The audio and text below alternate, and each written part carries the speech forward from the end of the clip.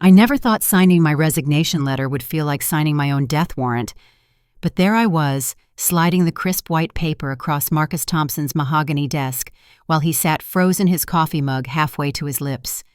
The man who had promised me the world 6 months ago now looked like he'd seen a ghost. "Alina," he whispered, finally setting down his cup with trembling fingers, "we need to talk." But I was already walking toward the door, my heels clicking against the marble floor like a countdown timer. 6 months earlier, I had walked into Pinnacle Strategic Solutions with stars in my eyes and ambition burning in my chest.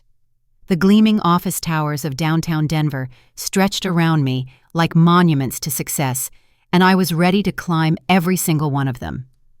Marcus Thompson had personally recruited me from my previous position at a smaller firm, painting vivid pictures of rapid advancement and unlimited potential. "Alina, you're exactly what we need here," he had said during my final interview, his confident smile reflecting off the floor-to-ceiling windows behind him. "Someone with your background in marketing strategy and your drive for innovation. I can see you running our marketing department within a year." Those words had echoed in my mind as I signed my employment contract.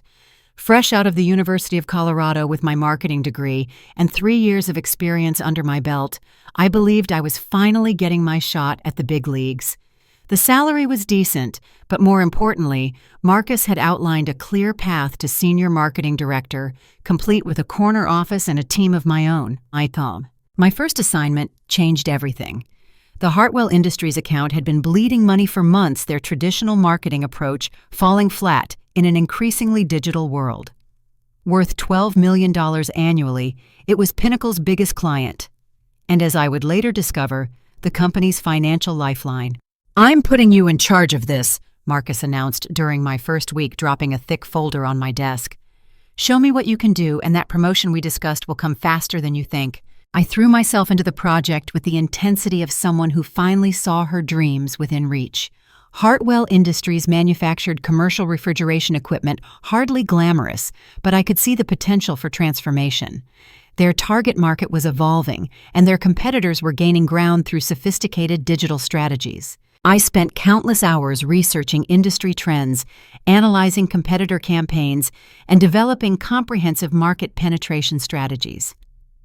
My small apartment in Capitol Hill became a war room with charts and graphs covering every available surface. Derek, my boyfriend of 2 years, grew increasingly frustrated with my absence from our relationship. "You're obsessed," he complained one evening as I worked late into the night. "It's just a job, Alina." But it wasn't just a job to me. It was my chance to prove myself worthy of the opportunities I had been promised. Every weekend sacrificed, every family dinner missed, every vacation canceled was an investment in my future success. My colleagues at Pinnacle seemed supportive enough. Sarah Martinez, a junior analyst fresh out of college, looked up to me with obvious admiration. James Patterson, a senior consultant with 15 years of experience, offered guidance when I asked for it. Linda Foster in Human Resources was always available to answer policy questions with professional efficiency. The work consumed me completely. I developed innovative social media campaigns, created detailed customer journey maps, and designed comprehensive analytics frameworks to measure success. My research revealed untapped market segments that could increase Hartwell's revenue by 40% within 2 years. As the weeks progressed, I noticed increasing tension around the office. Hushed conversations stopped when I entered rooms. Marcus seemed more stressed than usual, frequently taking private calls behind closed doors. Other department heads appeared worried during company meetings. It was during one of those late nights when I was the only person left on our floor that I made a discovery that would change everything.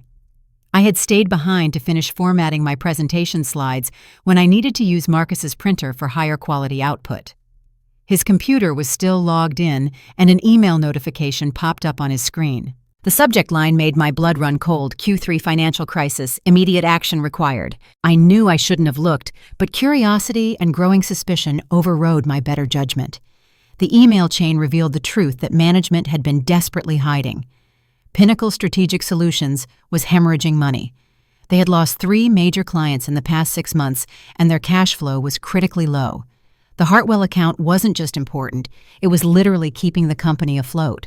Worse yet, the emails revealed that if the Hartwell renewal failed, they planned to use the marketing department as a scapegoat, claiming that inadequate strategic direction had caused the loss.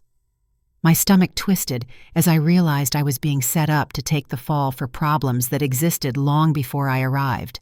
That night, I barely slept. Every promise Marcus had made suddenly seemed hollow. Every encouraging word felt like manipulation. I was pouring my heart and soul into saving a company that was prepared to destroy my career if things went wrong. Despite my growing suspicions, I pushed forward with even greater determination. If Pinnacle needed this account to survive, then I would deliver the most brilliant campaign in the company's history. My presentation would be so compelling, so innovative, that no one could question its value or my contribution. I refined my strategy until it gleamed like polished steel. The digital transformation plan I created wasn't just good, it was revolutionary. I had identified market opportunities that Hartwell's own executives had never considered. My comprehensive approach addressed every aspect of their marketing challenges while positioning them for sustained growth. The phone calls to my parents in small-town Montana became my only emotional outlet. They had always supported my ambitions, even when they didn't fully understand my corporate world. "You sound tired, sweetheart," my mother said during one of our weekly conversations. "Are you taking care of yourself?" "I'm working towards something important, Mom," I replied, staring out at the Denver skyline from my apartment window. This could change everything for me. If only I had known how right I was, though not in the way I had hoped. The 3 weeks leading up to the Hartwell presentation were the most intense of my professional life. I lived and breathed that campaign, refining every detail until my strategy was absolutely flawless. My innovative approach combined traditional relationship building with cutting-edge digital marketing techniques that would revolutionize how Hartwell connected with their customers. My competitive analysis revealed that their main competitors were stuck in outdated marketing paradigms, creating a perfect opportunity for Hartwell to leap ahead. I designed a comprehensive social media strategy that would increase their brand visibility by 300% while targeting previously ignored market segments. The numbers were impressive. My projections showed potential revenue increases of 40% within the first year alone. Every morning I arrived at the office before 7, and most nights I didn't leave until after 9. My desk became command central, covered with market research reports, customer demographic studies, and detailed implementation timelines. I had created not just a marketing campaign, but a complete business transformation roadmap. Derek's patience finally snapped during the second week of my intensive preparation. "This is ridiculous, Alina," he said, as I canceled another dinner date to work on presentation materials. "You're killing yourself for people who probably won't even appreciate it." His words stung because part of me feared he might be right, but I couldn't stop now. Too much was riding on this presentation, not just for Pinnacle, but for my entire career trajectory. Sarah Martinez often stayed late to help me organize materials and format presentations. Her enthusiasm reminded me of my own excitement when I first started, before the weight of corporate politics began crushing my idealism. "You're amazing at this," she said one evening as we reviewed customer journey maps. "I hope I can create strategies like this someday." "You will?" I assured her, remembering how important mentorship had been to my own development. "Just keep learning and never stop believing in your ideas." James Patterson provided valuable insights about client management and presentation techniques. His experience with difficult accounts helped me anticipate potential objections and prepare compelling responses. "Hartwell's executives are old school," he warned during one of our planning sessions. "They respect thorough research and concrete data. Make sure your recommendations are backed by solid numbers." I spent an entire weekend creating detailed financial projections and risk assessments. Every claim in my presentation was supported by multiple data sources and industry benchmarks. I even included contingency plans for various market scenarios, demonstrating the flexibility and sustainability of my approach. The night before the presentation, I rehearsed my delivery until I could recite every slide from memory. My timing was perfect. My transitions were smooth, and my passion for the project showed in every word. I felt ready to deliver the performance of my career. That Tuesday morning arrived crisp and clear, with early autumn sunlight streaming through the conference room windows. I arrived early to set up equipment and arrange materials, my heart racing with nervous excitement. This was my moment to prove myself worthy of the promotion Marcus had promised. At 8:30, Marcus walked into the conference room with his usual confident stride, but something in his expression seemed different. He was carrying a folder that looked suspiciously similar to my presentation materials. "Good morning, Alina," he said, his tone unnaturally formal. "I need to speak with you before our clients arrive." My stomach began to twist as he explained that there had been a last-minute change in strategy. He would be presenting the campaign personally to ensure proper executive-level representation with such an important client. "But this is my presentation," I protested, feeling the ground shift beneath my feet. "I've spent months developing this strategy." "Of course, and your work has been invaluable," he replied smoothly. "This is a team effort after all. I'll make sure to mention your contributions." I watched in stunned silence as Marcus took my presentation materials and began reviewing them as if they were his own work. My innovative strategies, my detailed research, my creative solutions were about to be delivered by someone who had contributed nothing to their development. The Hartwell executives arrived precisely at 9 o'clock. CEO Robert Hartwell, his daughter Janet, who served as marketing vice president, and their operations director, Thomas Bradley. They were exactly as James had described, serious professionals who valued competence and results. What happened next was the most excruciating hour of my professional life. I sat in the corner of the conference room, officially present as a team member, while Marcus delivered my presentation with the confidence of someone who had created every slide himself.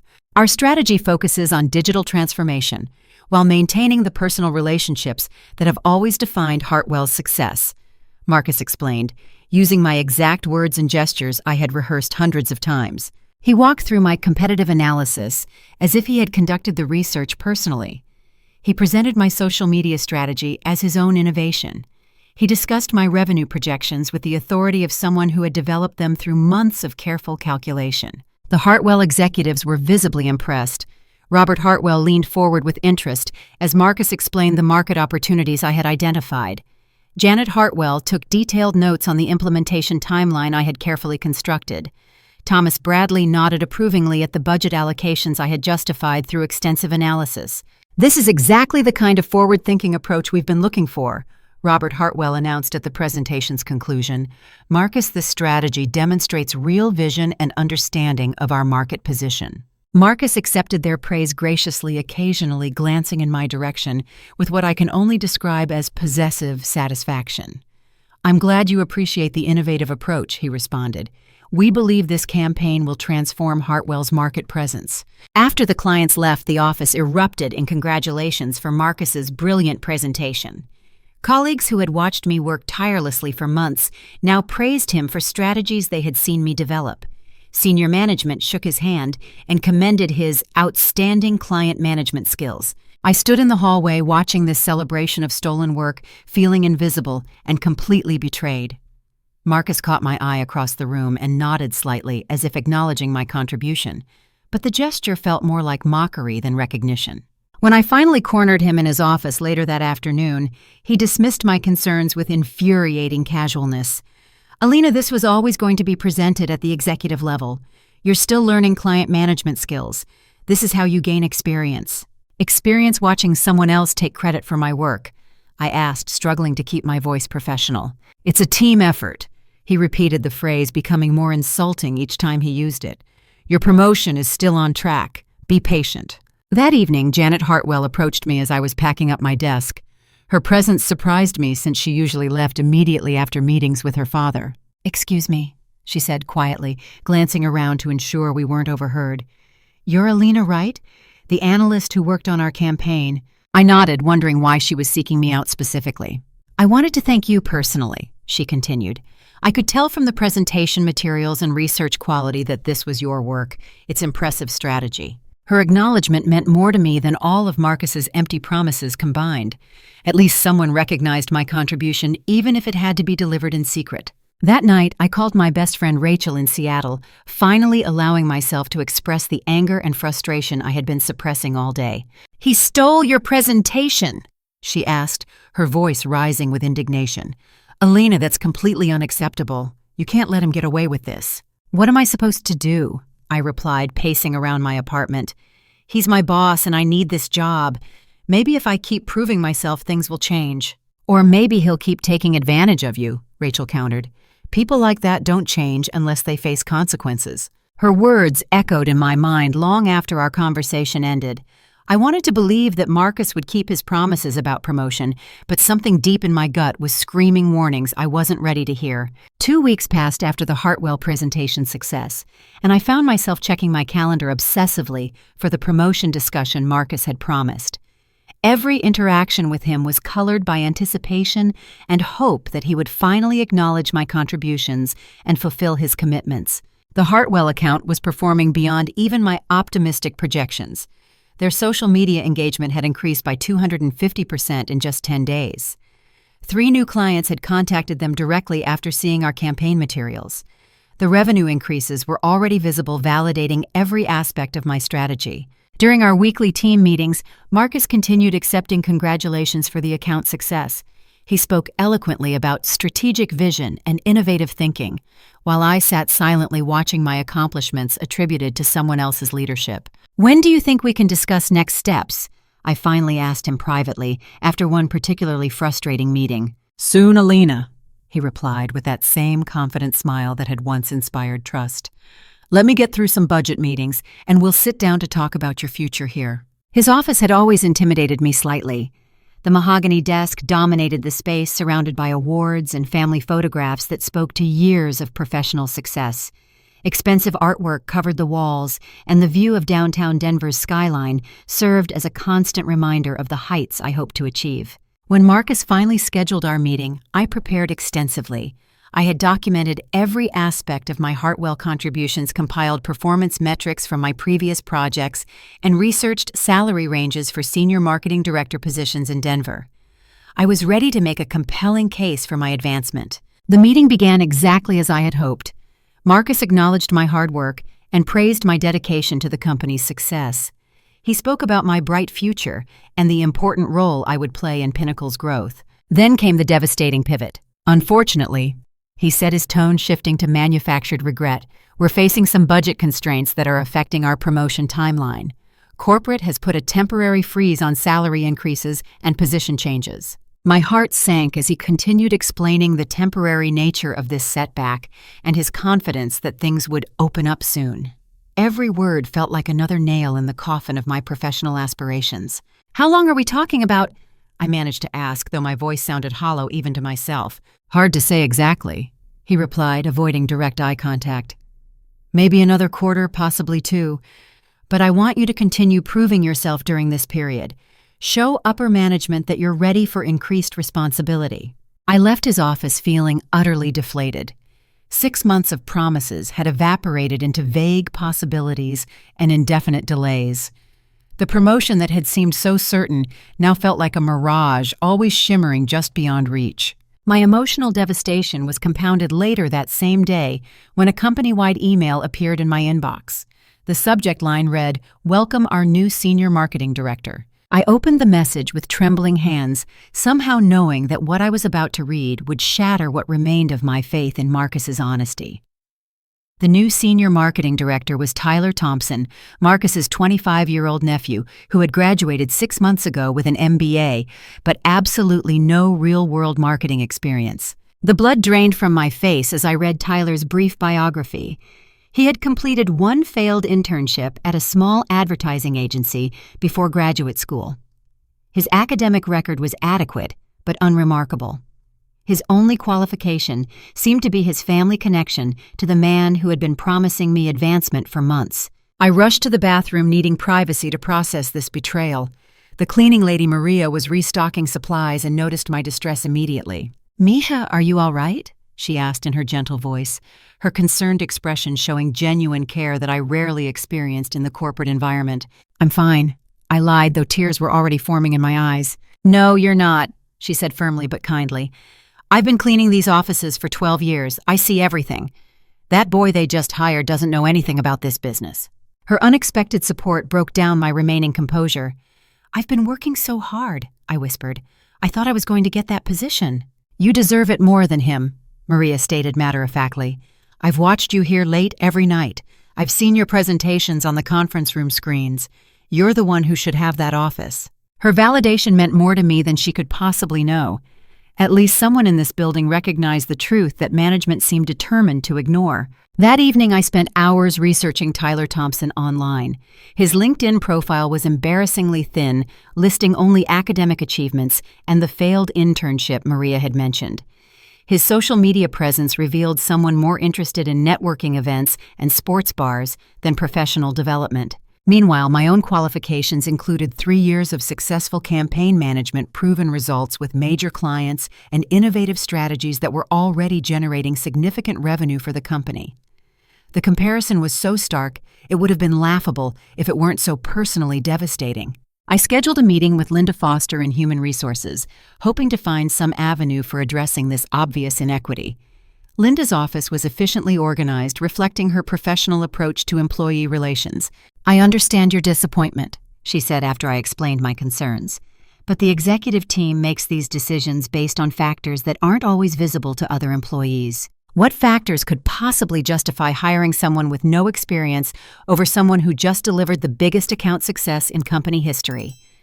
I asked, struggling to maintain professional composure. Linda's expression revealed her own discomfort with the situation. "My hands are tied," she admitted quietly. "This decision came directly from the top, and I'm not in a position to challenge executive choices." Her honesty was both refreshing and disheartening. Even the human resources director recognized the unfairness but felt powerless to address it. Sarah Martinez tried to offer comfort when I confided my frustration to her. "Maybe this is just temporary," she suggested hopefully. "Maybe Tyler won't work out and you'll get another opportunity." But James Patterson, with his 15 years of corporate experience, was more direct. "This has happened before," he admitted privately. "There was another talented woman in marketing about 3 years ago. Same situation. She eventually left for a better position elsewhere." "Why don't people speak up about these things?" I asked him. "Because we need our jobs," he replied simply. "And speaking up usually just makes you a target for the next round of cuts." His pragmatic assessment of corporate reality was sobering, but not entirely surprising. I was beginning to understand that Pinnacle's culture of favoritism and discrimination was deeply entrenched and unlikely to change. That night, Derek's response to my career setback was the final insult in an already devastating day. "Maybe you should just be grateful for your job," he suggested while barely looking up from his television show. "Lots of people are unemployed. At least you have steady income." His complete inability to understand my professional ambitions crystallized something I had been slowly recognizing about our relationship. We wanted fundamentally different things from life, and his lack of support during this crucial moment revealed the depth of our incompatibility. When I called my parents that evening, their response was everything Derek's was not. My mother listened patiently as I explained the situation, asking thoughtful questions and offering genuine sympathy. My father's anger on my behalf was fierce and protective. "That's not right, sweetheart," he said firmly. "You deserve better than that kind of treatment." "What am I supposed to do?" I asked them, feeling lost and uncertain about my future. "You're smart and talented," my mother replied. "Don't let anyone convince you otherwise. Sometimes the best opportunities come from unexpected places." Their unwavering support reminded me of my own worth, something that months of manipulation and broken promises had almost made me forget. Over the following weeks, I began researching salary information and discovered that Tyler would be earning $30,000 more than my current compensation. This financial inequity, combined with his obvious lack of qualifications, felt like a deliberate slap in the face. I also started quietly investigating employment lawyers, wondering if Pinnacle's pattern of discrimination might constitute legal violations. Several websites mentioned recent changes in Colorado employment law that strengthened protections for workers facing workplace bias. Sleep became elusive as I lay awake each night, my mind churning through possibilities and scenarios. Should I continue fighting for recognition within a system that clearly undervalued me? Should I look for opportunities elsewhere? Could I afford to take legal action against a company with significantly more resources than myself? The answers weren't clear, but one thing was becoming increasingly obvious. The promises that had brought me to Pinnacle Strategic Solutions were never going to be fulfilled. Marcus had used my ambition and work ethic to extract maximum value while never intending to provide the advancement he had dangled like a carrot. The question now was what I intended to do about it. Tyler Thompson's first day at Pinnacle Strategic Solutions arrived with all the fanfare typically reserved for actual accomplishments rather than nepotistic appointments.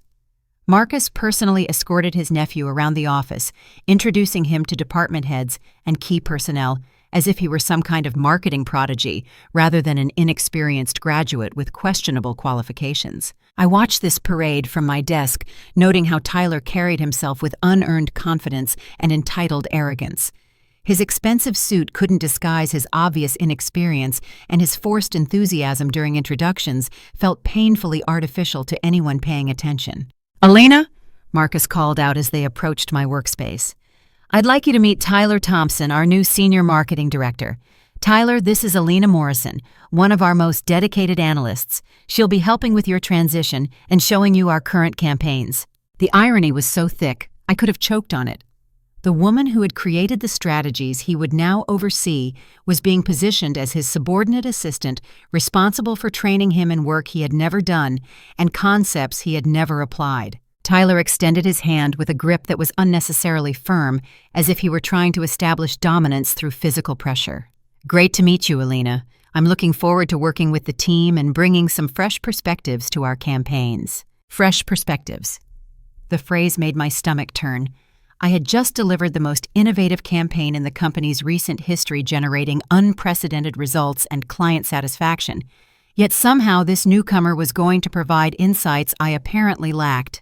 "I'll make sure Tyler gets familiar with our current client situations," I replied with forced professionalism, though every word tasted bitter in my mouth. Over the following days, Tyler's true character began revealing itself in ways that made my situation even more unbearable. During our first training session, he barely paid attention as I explained the complexities of the Hartwell account, instead checking his phone and making comments about how traditional approaches needed to be disrupted. "I learned about digital transformation in business school," he interrupted when I was detailing the market research methodology.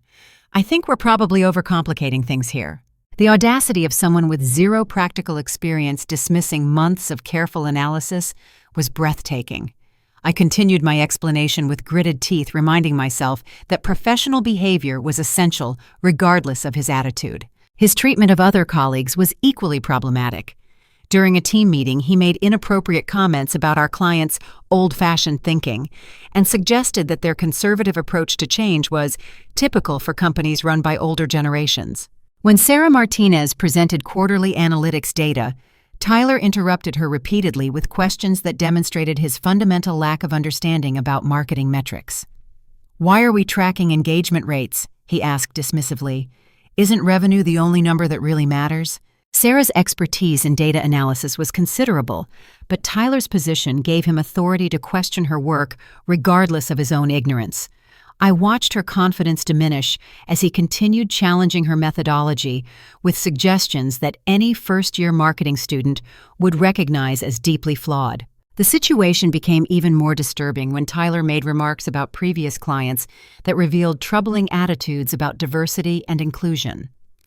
During a discussion about expanding Hartwell's target demographics, he questioned whether certain market segments were worth pursuing, using language that strongly suggested racial and ethnic biases. "Some demographics are just harder to work with," he stated confidently.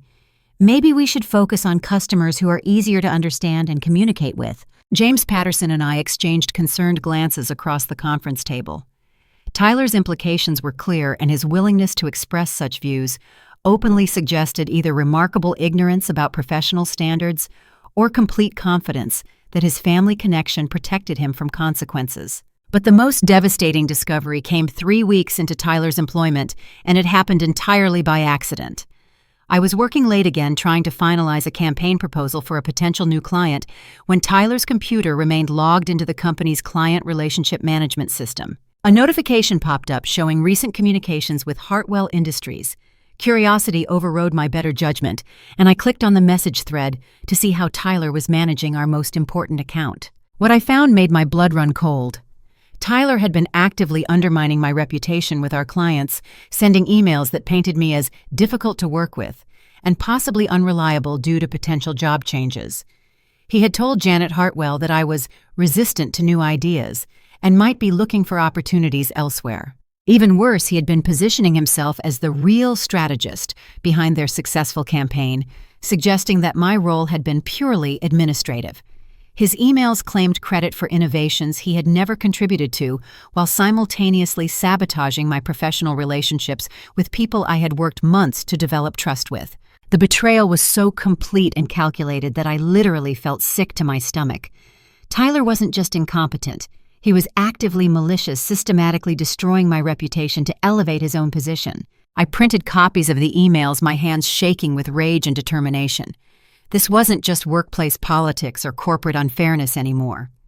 This was deliberate sabotage that could damage my career prospects far beyond Pinnacle's strategic solutions. That evening, I contacted an employment lawyer whose name I had found during my earlier research. Patricia Williams specialized in workplace discrimination and wrongful termination cases, and her initial consultation was both illuminating and empowering. "What you're describing sounds like a classic case of discriminatory practices," she explained during our phone conversation. "The pattern of broken promises, the hiring of an unqualified family member, and the active sabotage of your work all constitute potential legal violations." She outlined several Colorado employment laws that seemed directly applicable to my situation, including protections against gender discrimination and retaliation for excellent job performance. The evidence I had already gathered was stronger than I had realized. "Document everything," she advised. "Keep copies of your work products, performance reviews, email communications, and any witness statements you can obtain. The more comprehensive your records, the stronger your potential case becomes." For the first time in weeks, I felt something other than despair. My situation wasn't just unfair. It was potentially illegal, and I had more power to address it than I had previously understood. Meanwhile, Tyler's destructive impact on the department was becoming impossible to ignore. He had created tension between Sarah Martinez and other team members by questioning her analytical methods in front of clients. He had alienated James Patterson by dismissing his recommendations for client relationship management. His management style was alienating the very people whose expertise he desperately needed. During one particularly frustrating afternoon, Tyler publicly berated Sarah for overanalyzing client feedback data, accusing her of creating problems that don't exist when she identified potential concerns with campaign performance. "Maybe you should focus on simpler metrics," he suggested condescendingly. "All this complex analysis is probably just confusing everyone." Sarah's face flushed with embarrassment and anger, but her junior position prevented her from responding appropriately to his ignorant criticism. I intervened as diplomatically as possible, explaining the importance of comprehensive data analysis for campaign optimization. But Tyler dismissed my input with casual arrogance. "I think we need to streamline our approach," he concluded. "Too much analysis can lead to paralysis." That night, I finally reached my breaking point. The combination of broken promises, stolen credit salary, inequity, and active sabotage had created a situation that was no longer tolerable. I couldn't continue working in an environment that not only failed to value my contributions, but was actively undermining my professional reputation. Derek's continued inability to understand my career frustrations had created additional strain in our personal relationship. "You're obsessing about work again," he complained when I tried to explain the severity of my situation. "Maybe you should just focus on doing your job instead of worrying about promotions and recognition." His suggestion that I should simply accept unfair treatment as normal workplace experience revealed how completely he misunderstood both my professional ambitions and the principle of equal treatment. Our fundamental incompatibility was becoming impossible to ignore. In contrast, my parents' response was exactly the support I needed. "No one has the right to treat you that way," my father declared firmly. "You've worked too hard to let someone destroy your reputation with lies. What matters most is that you respect yourself enough to demand fair treatment," my mother added. "Don't let anyone convince you to accept less than you deserve." Their confidence in my worth reminded me of something I had nearly forgotten during months of manipulation and disappointment. I was a skilled professional who had delivered exceptional results. My value wasn't determined by Marcus's recognition or Tyler's approval. My accomplishments spoke for themselves, and I had the power to find environments that would appreciate my contributions. That realization marked the beginning of my strategic planning for a future that no longer included Pinnacle Strategic Solutions. If they were determined to undervalue and undermine me, then I would take my talents somewhere they would be properly recognized and rewarded. The question was no longer whether I should leave, but how to make my departure as strategically advantageous as possible. The transformation in my thinking happened overnight. Years of hoping for recognition and advancement had finally crystallized into cold, calculated determination. If Pinnacle Strategic Solutions wanted to play games with my career, then I would play to win, but by my own rules and for my own benefit. My first step was comprehensive documentation of every project I had contributed to during my time at the company. I systematically copied my research files, strategy documents, client communication records, and performance metrics to my personal devices. Every innovative idea, every successful campaign element, every client relationship I had built was carefully preserved. This wasn't corporate espionage. It was protecting my own intellectual property and professional accomplishments. The marketing strategies I had developed were products of my creativity and expertise, and I had every right to demonstrate my capabilities to future employers. The Hartwell Industries campaign materials alone represented months of intensive work that had generated millions of dollars in new revenue for the company. My competitive analysis target demographic research and digital transformation roadmap were comprehensive documents that showcased advanced strategic thinking and practical implementation skills. But Tyler's sabotage had revealed something even more valuable than documentation. His emails to clients weren't just undermining my reputation. They were also exposing his own incompetence and unprofessional behavior. The contrast between his claims about streamlining approaches and the sophisticated strategies I had actually developed was stark and damaging to his credibility. During one particularly revealing email exchange, Tyler had told Janet Hartwell that the campaign's success was primarily due to his oversight and strategic direction, despite having joined the company weeks after the presentation was delivered. He described my contributions as basic analytical support, while positioning himself as the senior strategist responsible for innovation. Janet Hartwell's responses were diplomatically worded, but her questions suggested growing skepticism about Tyler's claims. She asked for specific details about strategic decisions that predated his employment, and she requested clarification about implementation timelines that clearly contradicted his version of events. I realized that Tyler's lies were creating an opportunity for truth to emerge naturally. His inconsistencies would eventually become obvious to anyone paying attention, and I didn't need to actively expose him if I could simply ensure that accurate information was available when questions arose. My meeting with employment lawyer Patricia Williams provided additional strategic insights. She reviewed the documents I had gathered and confirmed that Pinnacle's behavior pattern constituted multiple potential legal violations. Gender discrimination in promotion decisions, retaliation against high-performing employees, and creating hostile work environments are all serious issues, she explained. Colorado employment law provides strong protections for workers facing these situations. More importantly, she outlined my options for addressing these violations. You could file complaints with the Colorado Civil Rights Commission and the Equal Employment Opportunity Commission while remaining employed, she suggested. Or you could resign and pursue wrongful termination claims if the company's retaliation escalates. The knowledge that I had legal remedies available was empowering, but I also realized that my ultimate goal wasn't punishment for Pinnacle. What I really wanted was professional freedom and the opportunity to build a career based on merit rather than politics. Sometimes the best revenge is massive success elsewhere, Patricia observed.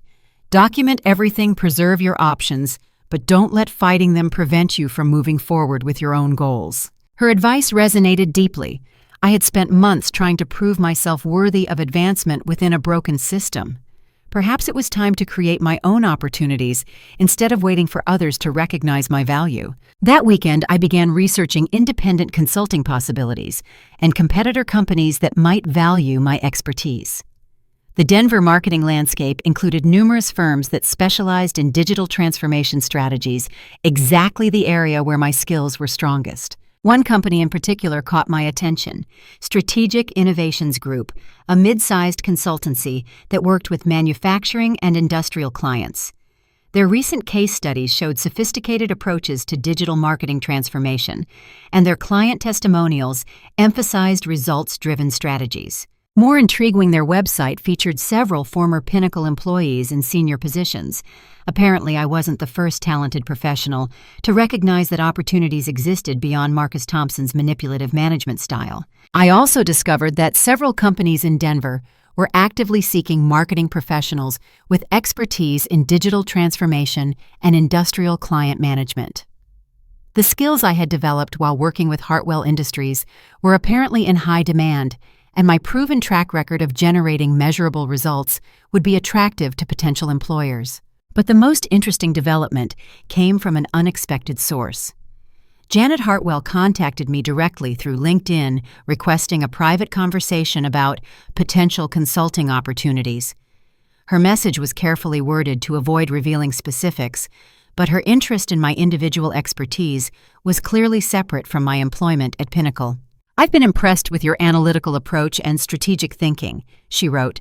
"I'd like to discuss some independent project possibilities that might interest you." The timing of her outreach wasn't coincidental. Tyler's attempts to claim credit for my work had apparently backfired, leading her to seek out the actual source of the strategies that had been so successful for her company. During our confidential coffee meeting, Janet was direct about her concerns regarding Pinnacle's account management.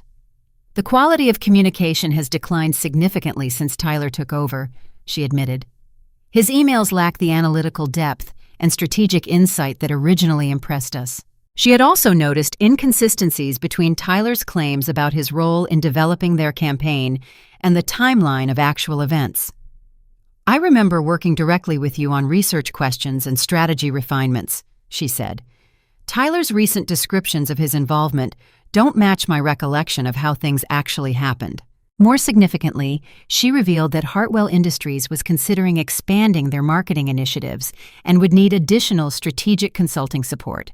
"We're looking for someone who really understands our industry and can deliver the kind of innovative thinking you demonstrated with our original campaign."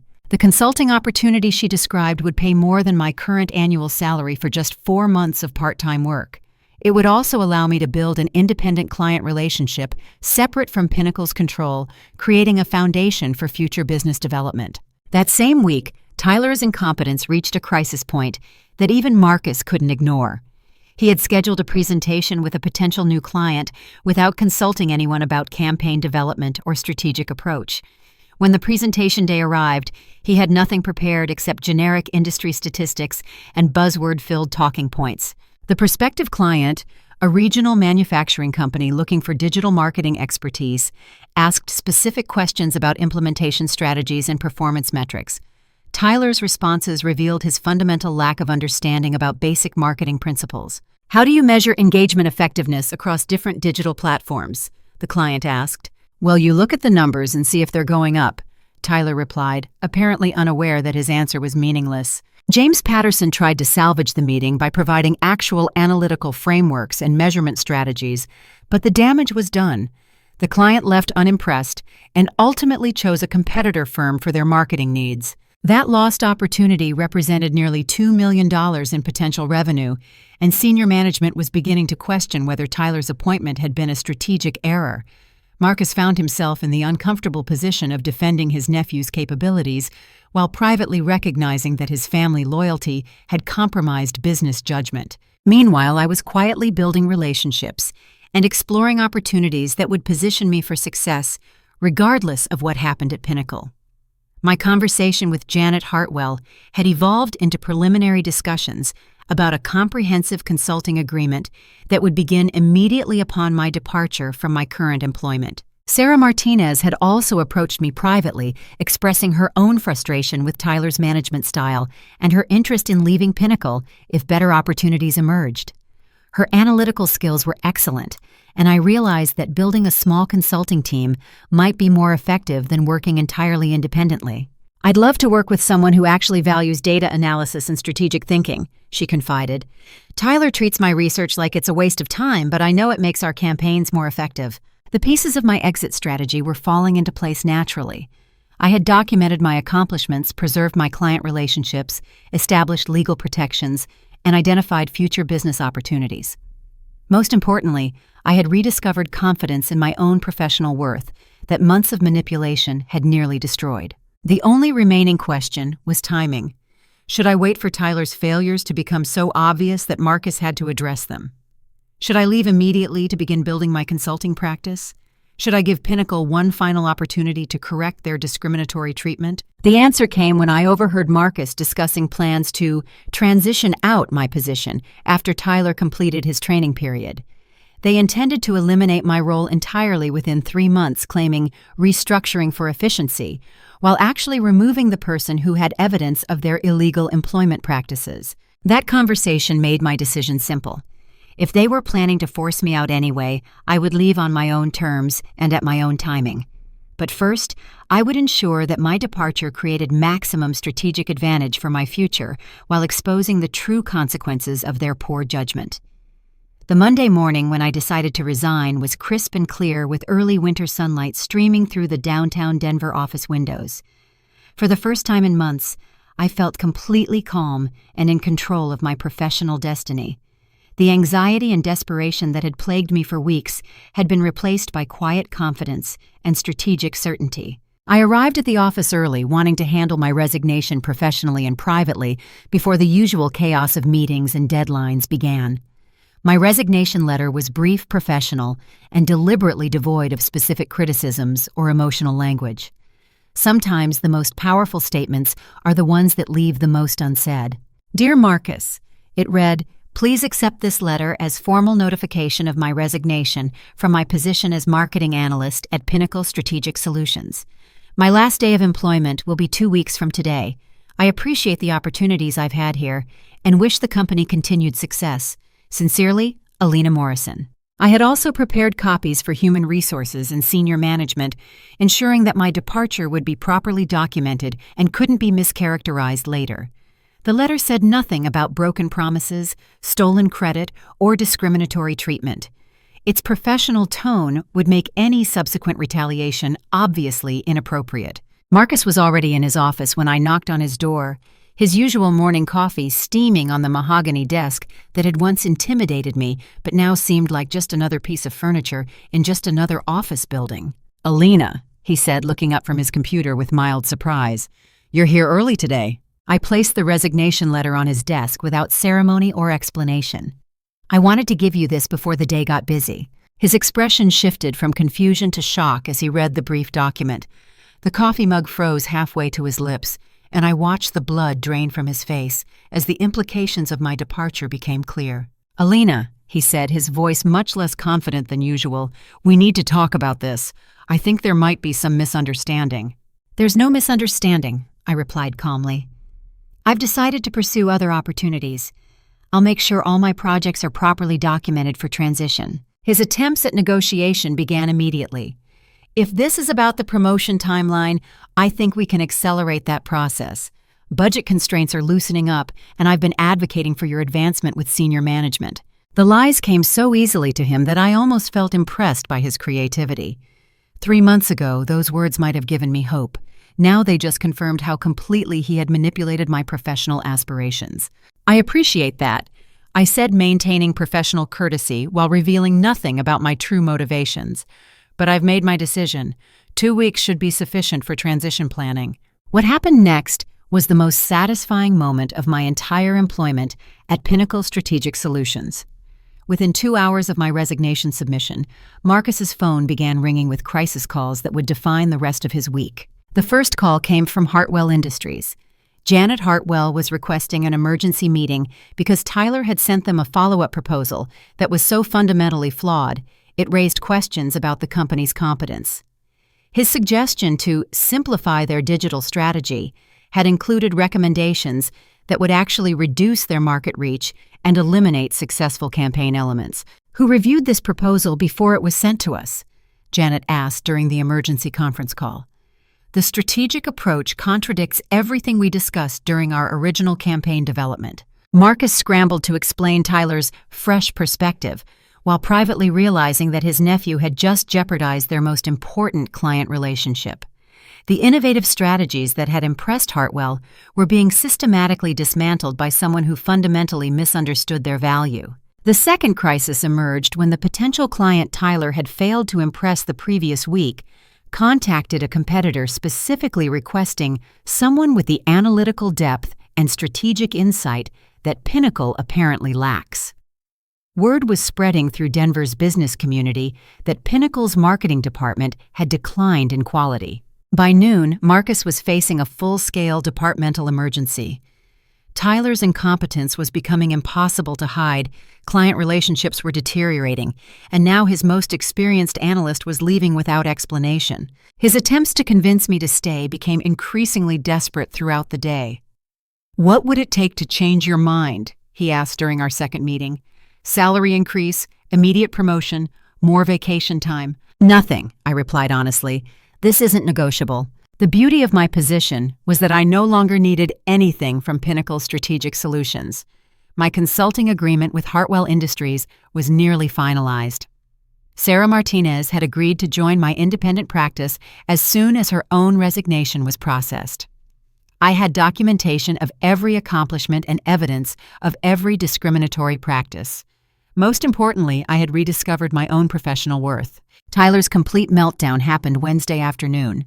Faced with actual responsibility for client relationships and campaign development, he finally admitted to Marcus that he was overwhelmed and needed additional training support. His confident facade crumbled when confronted with tasks that required real expertise rather than family connections. "I thought marketing was more like what I learned in business school," he confessed pathetically. "All this analytical stuff is harder than I expected." Marcus found himself in the impossible position of trying to train his incompetent nephew while managing multiple client crises. The very work he had dismissed as team effort when I was doing it suddenly seemed critical to company survival when no one else could do it. Meanwhile, James Patterson approached me privately with an offer I hadn't expected. "I've been thinking about independent consulting myself," he admitted. "If you're building a practice, I'd be interested in joining forces. My client relationship skills combined with your strategic expertise could be very powerful." The possibility of building a comprehensive marketing consultancy with experienced professionals was intriguing. Instead of fighting for advancement within someone else's company, we could create our own firm based on merit and mutual respect. Linda Foster from Human Resources also sought me out ostensibly for exit interview purposes, but actually to express her own frustration with company practices. "I hope you'll consider providing honest feedback about your experience here," she suggested. "Some of us are trying to document patterns that need addressing." Her request confirmed what I had suspected. My situation wasn't isolated, and other employees were beginning to recognize the need for systematic change. My resignation might be the catalyst for larger conversations about workplace equity and professional development.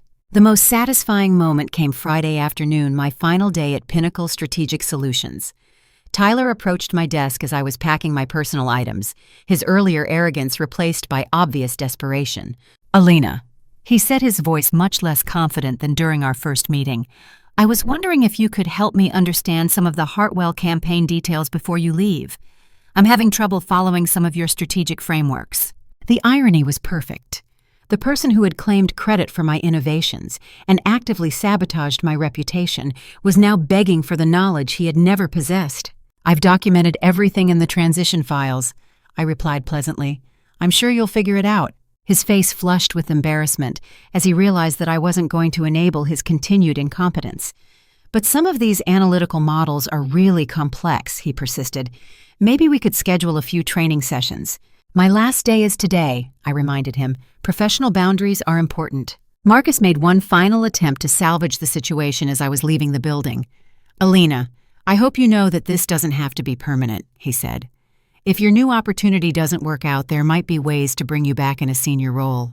His suggestion that I might return as his employee was so absurd that I almost laughed. "I appreciate the thought," I replied diplomatically, "but I'm confident about my future direction." Walking out of Pinnacle Strategic Solutions for the last time felt like emerging from a building that had been slowly suffocating me. The Denver skyline looked different somehow, full of possibilities rather than intimidating obstacles.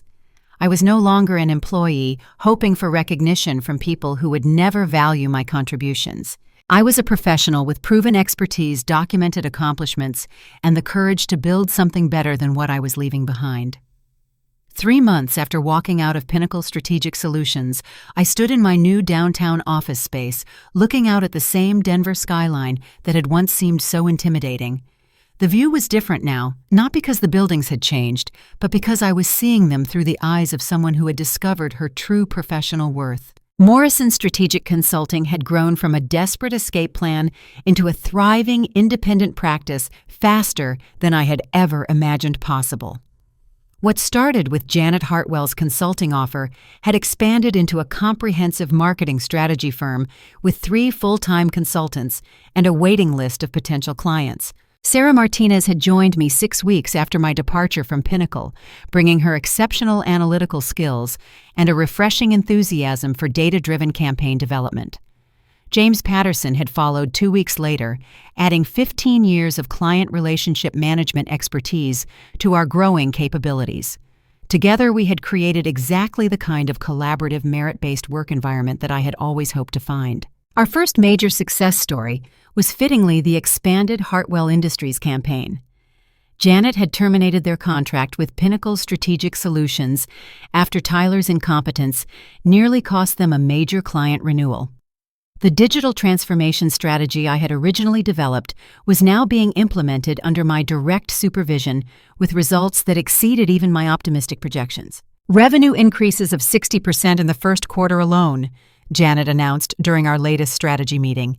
These numbers are beyond anything we projected when we first started working together. More importantly, she had recommended our services to 4 other companies in their industry network.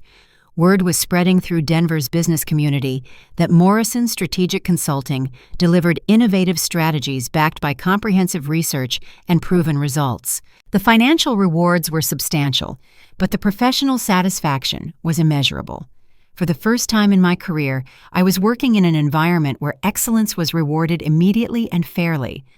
My ideas were implemented because they were effective, not filtered through layers of corporate politics and personal agendas. Sarah's transformation was particularly gratifying to witness. Freed from Tyler's constant criticism and micromanagement, she had flourished into a confident analyst whose insights drove campaign optimization across all our client accounts.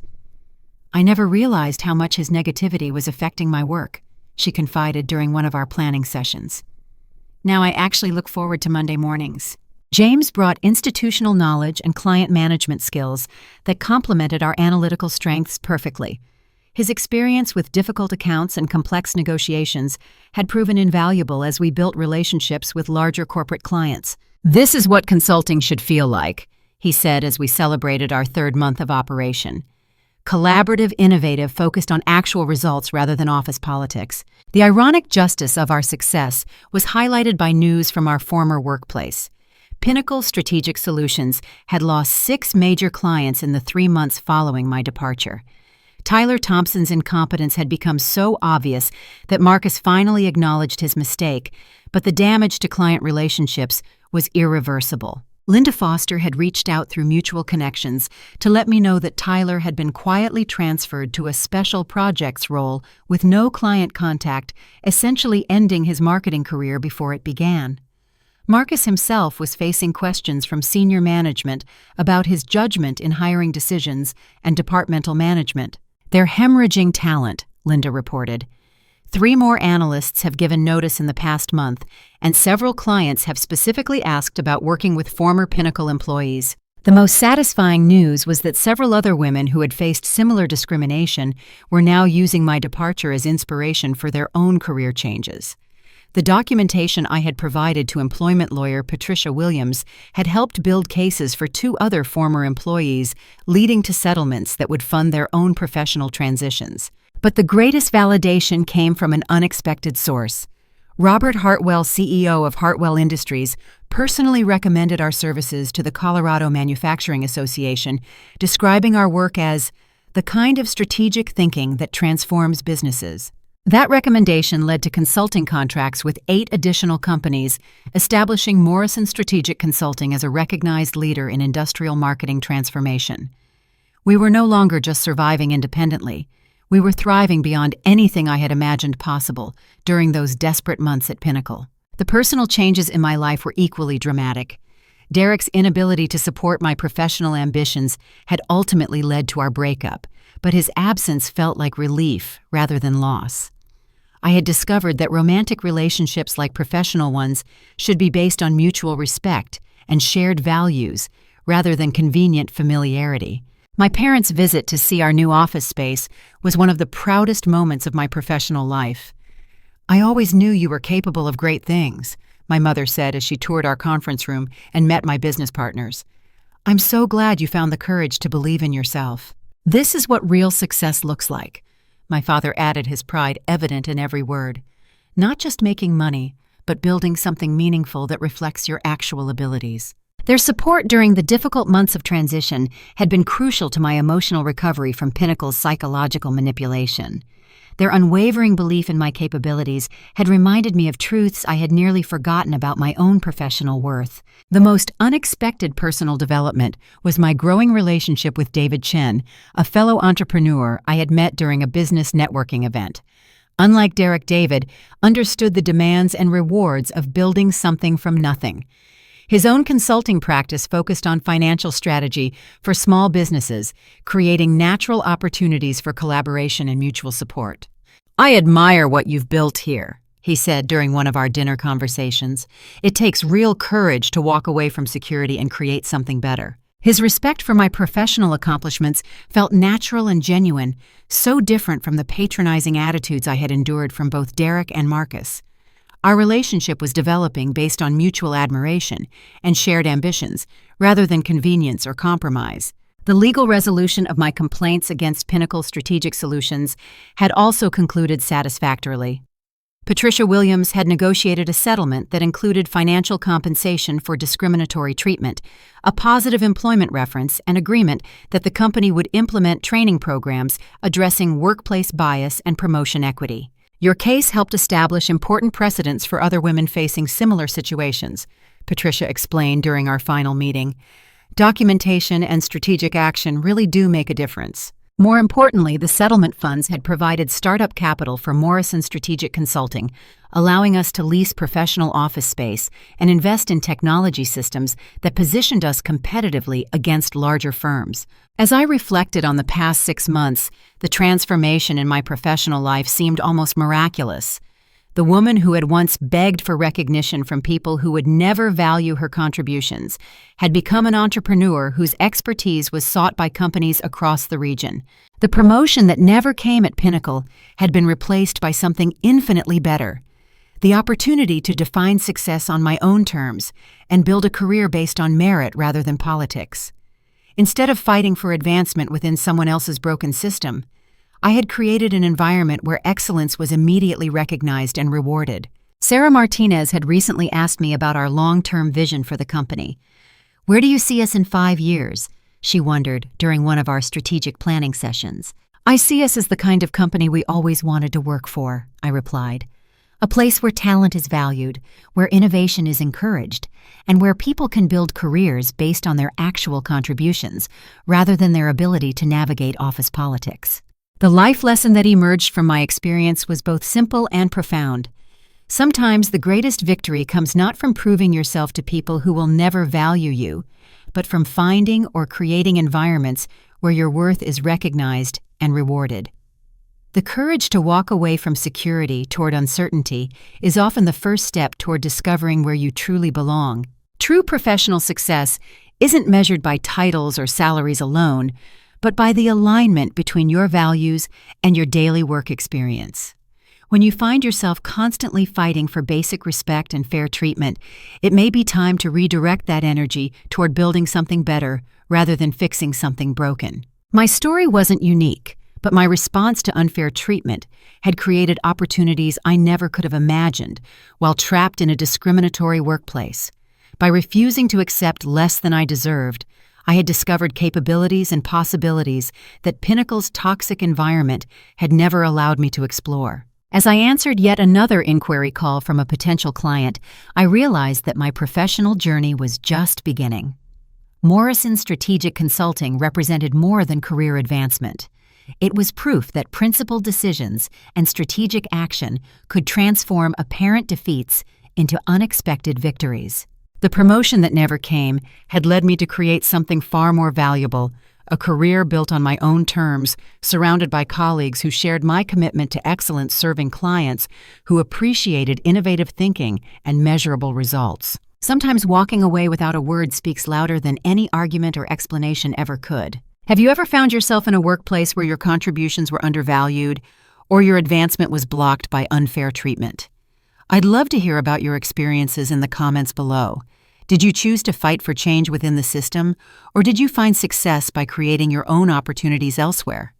Your story might inspire someone else who's facing similar challenges right now. If this story resonated with you, please consider liking this video and subscribing to our channel for more real-life stories about overcoming workplace challenges and finding professional fulfillment. Sharing these experiences helps build a community of support for people navigating difficult career transitions. Thank you for listening to my journey from corporate disappointment to entrepreneurial success. I hope it reminds you that your professional worth isn't determined by other people's recognition. And sometimes the most important career move is the courage to bet on yourself when no one else will. Remember, you have more power than you realize to shape your professional destiny. Trust your instincts, document your accomplishments, and never be afraid to walk toward opportunities that align with your values and respect your contributions. Until next time, keep believing in your own potential and never settle for less than you deserve.